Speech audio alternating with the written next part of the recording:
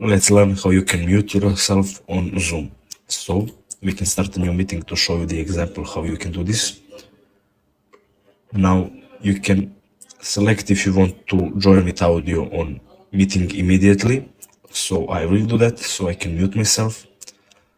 When you open this meeting, here in side menu, under your name, it will show you this audio sign, as you can see.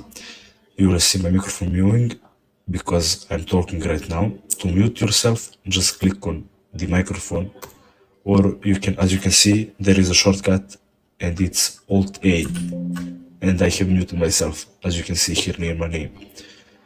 And it will say a message here. You can unmute always, and that's it. Now, if you want, for example, if you click here on the arrow, you can select if you want to join with audio, or you can select instantly right here if you want to join with audio. If you click X, it will not join with audio. So that's it. Thanks for watching and see you in the next video.